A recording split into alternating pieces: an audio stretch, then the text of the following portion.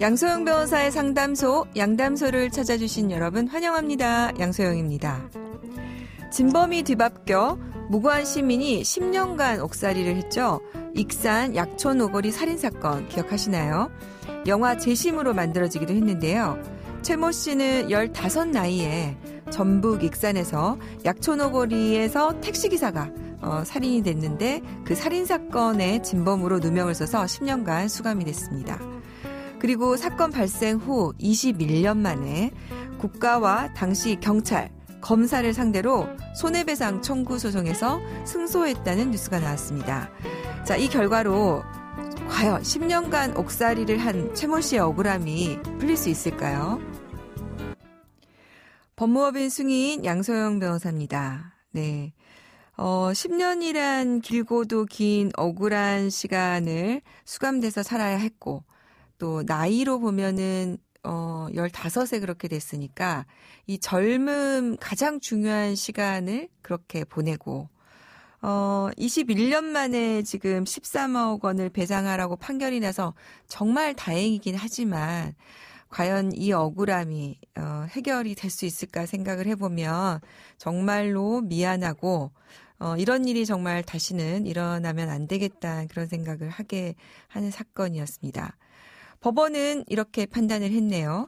경찰은 최 씨를 불법 구금한 뒤 잠도 안 재우고 수시로 가혹행위를 했고 검사는 진범의 자백에 신빙성이 있는데도 부실하게 수사를 했다.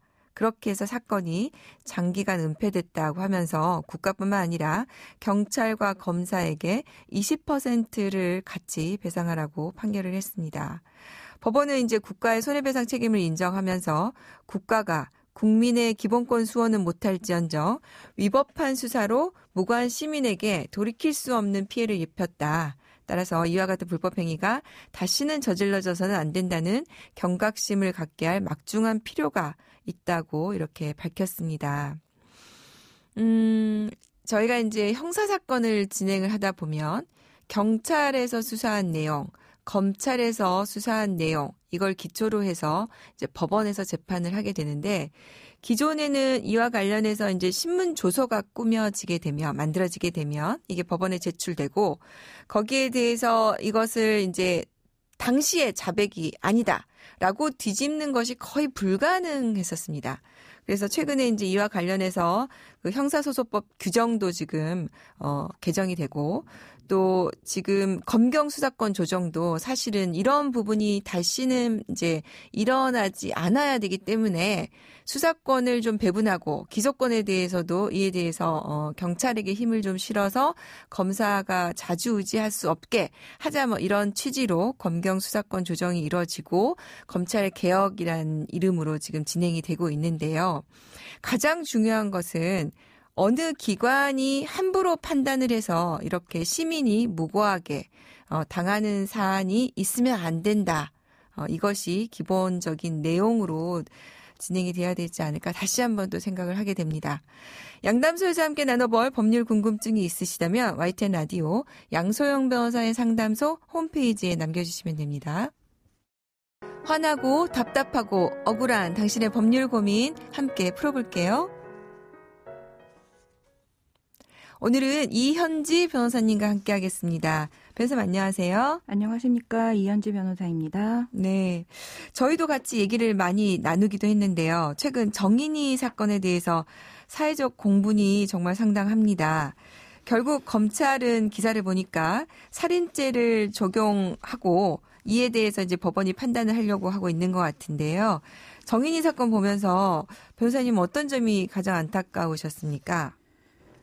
사실 저희도 이제 그 법조인으로서 일선에 있다 보면 네. 일반인 분들이 생각하시는 것보다 아동학대 사례가 상당히 많습니다.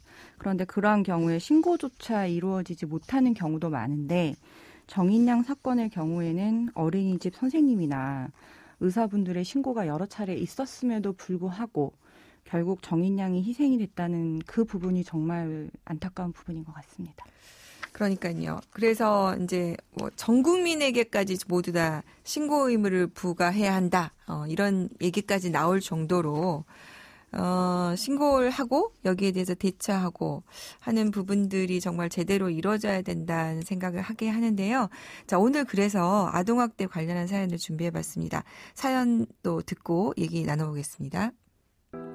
남편과 사이가 심각해지자 남편은 집을 나가 이혼을 요구한 뒤 갑자기 어린이집에서 아들을 데리고 가버렸습니다.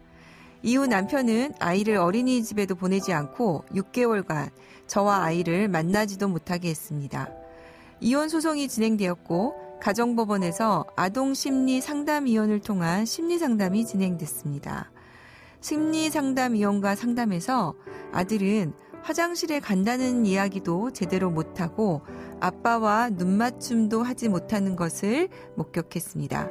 그럼에도 아이가 아빠를 적극적으로 옹호하는 발언을 해서 이를 이상하게 여긴 상담자님이 적극적으로 상담을 진행해 주셨습니다. 상담사가 아이와 저희 집 그리고 예전에 아이 방에 와서 아이 행동을 관찰했는데 아이가 본인의 물건이나 방을 잘 기억하지 못했던 겁니다.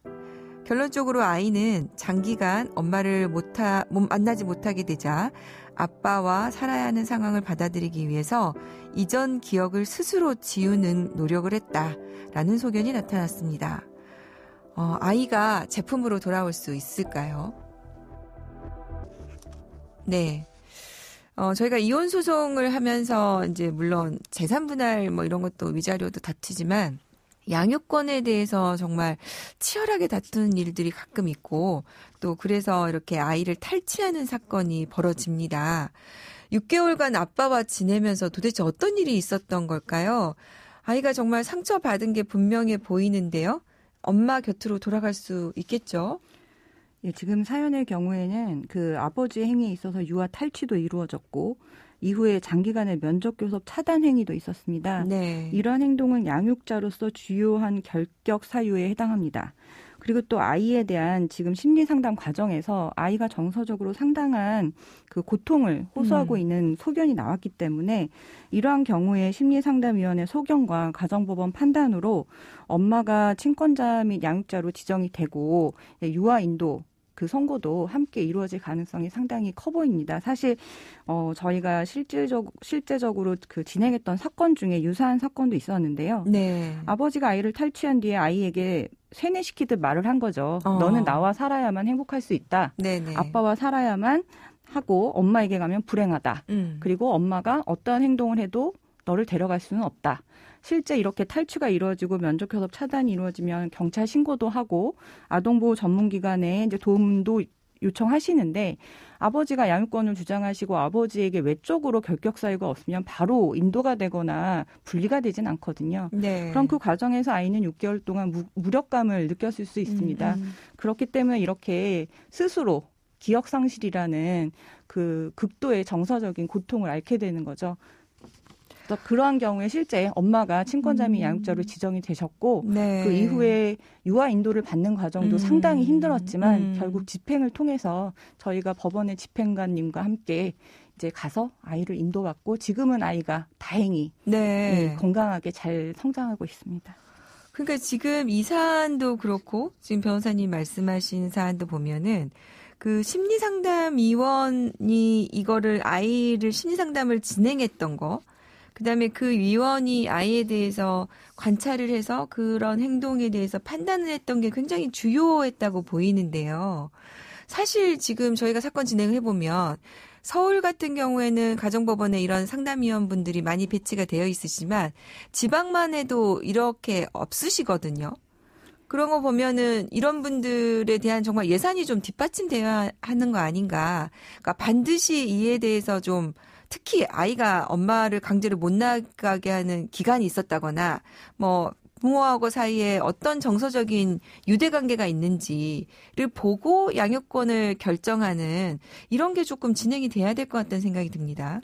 예, 그렇습니다. 그 심리 상담사라고 하셔도 네. 그 수도 절대적으로 부족한 상황이지만 그쵸. 심리 상담이라 그래도 분야가 여러 가지인데 사실 제가 맡았던 사건은 아동 심리 전문가셨고 그 아동 심리 전문가 분이 아이의 그 뭐 눈 맞춤 행동이라든가 아주 작은 행동 하나하나에도 상당히 세심한 네, 그 주의를 네. 기울이셨던 것이죠. 그래서 뭐 단순하게 아빠와의 관계가 어떠냐라는 직접적인 질문을 피하시면서 아이와의 관계 형성을 통해서 아이가 정말 자신의 힘든 사정을 토로할 수 있도록 유도를 충분히 하셨고 그러한 과정을 통해서 아이가 정말 얼마나 힘든 사정인지가 심리상담 보고서에 나타날 수 있었던 거죠. 그런데 그렇지 않은 경우 상당한 경우에 아이는 결국에 이제 자기를 보호하고 있는 엄마든 아빠든 그런 사람을 옹호하는 발언을 하는 경우가 상당히 있고 네. 또 법원의 입장에서는 그런 보고서가 나타나면 사실은 또 거기에 따라서 판단을 하시는 경우도 없지 않아 있습니다. 네. 그래서 말씀하신 대로 그 가정법원의 심리상담위원님들의 수도 확충되어야 되고 그러게요. 또 특히나 아동 심리를 전문적으로 하신 경험이 많으신 분들이 좀 많이 확충이 돼서 도움을 주셨으면 좋겠습니다. 지금 이제 아동학대 사건이나 저희 이런 그 부모가 사실은 아동학대의 주체가 되는 경우가 많지 않습니까? 그래서 네네. 이럴 경우에 아이들이 사실은 이 부모의 보호로부터 벗어나면 안 되기 때문에 그걸 네네. 제대로 말하지 못하고 사실은 얼마나 힘들면은 그 기억을 지워버렸겠어요. 네네. 그래서 이거를 파악할 수 있는 전문가의 도움이 좀 필요하고 사실은 저희가 사건을 진행해 보면은 그 아버지의 경우에 대부분 아이들한테 이렇게 경제적으로 본인이 이제 강자이다 보니까 너는 엄마랑 살면 뭐 양육비도 못 받고 밥도 제대로 못 먹고 학교도 못 간다. 이렇게 이제 또 그런 것들을 많이 네네. 협박을 한단 말이에요.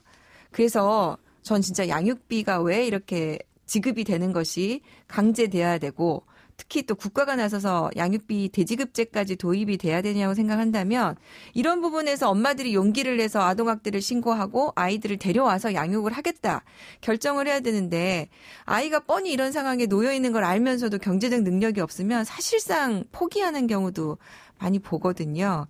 그래서 약간 이번에 정인이 사건과 관련해서 아이들이 이 세상에 그 태어났을 때 최소한 국가가 성년까지는 아이들에 대해서 책임을 져야 하는 내용으로 많은 전문가들이 조금 확충이 되고 또 이와 관련해서 국가 예산이 좀 배정이 되었으면 좋겠다.